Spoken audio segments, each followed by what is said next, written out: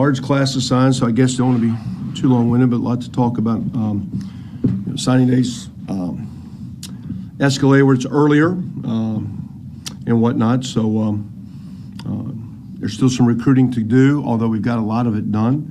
And I'd like to, just kind of thank a lot of people. I mean, for us, I thought we did pretty well, at least on paper. You know, you look at the kids you meet and the body types and their families and their grades, and you do the eval of personally, see them in person or have them at camp and watch their tape and all that stuff. So these guys get, you know, their rankings per se and accolades and all that. And I do think we're starting at a good starting point with a lot of these recruits from the high school perspective. Seems like a lot of guys are recruiting more portal guys. There's more high school guys available, which I think has driven up our opportunity to start maybe at a higher starting point than maybe 10 or 15, not knowing exactly what was recruited here 20 years ago, but I'm looking at kids that when I was at Oklahoma, I thought would maybe get some Big 12 offers that maybe didn't get those opportunities this year, because if you have so many scholarships available, if you're looking for some transfer and portal guys, that means there's less high school guys. So that was a part of I think, our ability to get on some guys. But just in general, I want to go back and think, like, for example, we were here this summer. I can't tell you how many times President Carson would let us come by and say hi. Even this past weekend was trying to get it set up to see him, or Rick Dixon is entertaining some recruits at 11:30 Saturday night at his shooting pool and hanging out with some parents with us. So whether it be the top of our administration, through all the people we meet on campus. This past week, I had a dad come up and say, my son is at a team that doesn't like your Adidas gear, and your equipment guy just did a great job explaining what the product you guys get. You're a training satellite for Adidas, all the shoes. And my son feels a lot better about Adidas. He goes, it was actually not in your favor prior to a conversation our equipment guy had. So there's so many people that go in from around campus. Always a great vibe on campus. Always great. We used several car dealers the last few weeks to get some nicer, bigger cars, because big recruits have big families. So to ride around in a little sedan, you need an extended SUV to show some folks around. So we had car dealers on point helping us. A lot of great restaurants. Our folks at the Indigo and down at the Doubletree help us out with some lodging.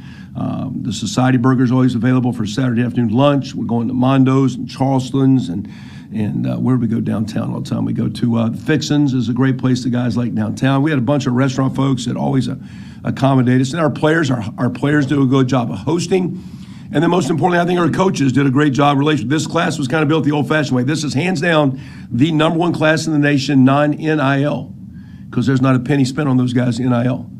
And so in this day and age of the recruiting world, this is an old-fashioned, build some relationships, get to know some guys, share with them the education opportunity, share with them the value of the city, share with them a chance to be a part of a program as we build it. So a good class on paper. We got a lot of work to do, and we got a lot of coaching to do, but we're excited about the crowd.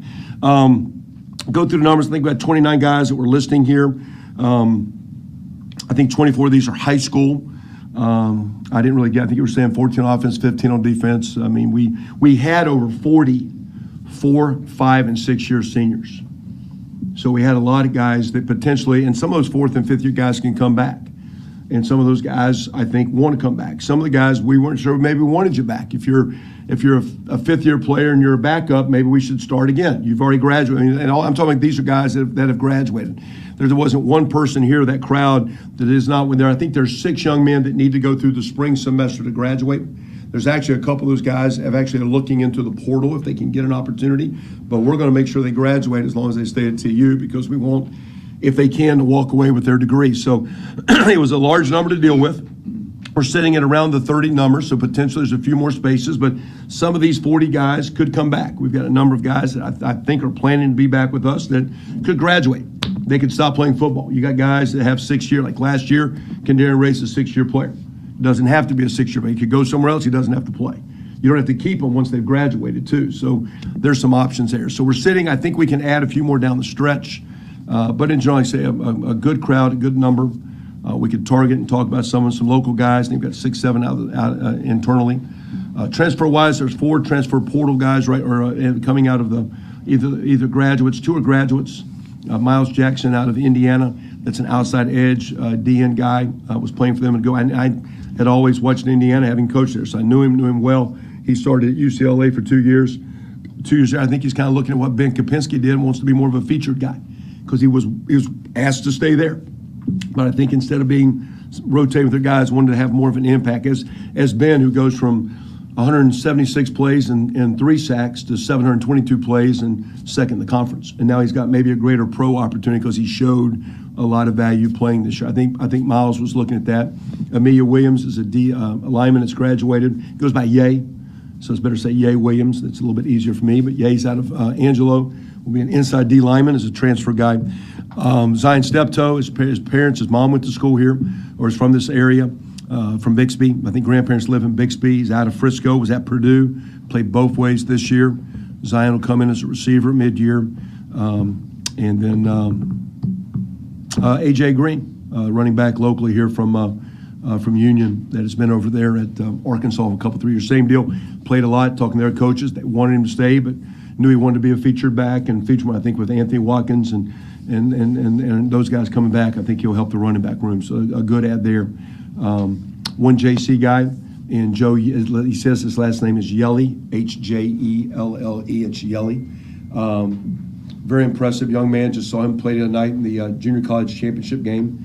290, was a 230-pound, was on the their school 4x1 school record holder team as a 230-pound senior. Now he's 290. He can run. I'm impressed by his ability. Wasn't overly recruited on a great team. I think he's a good ad. We needed some help defensively.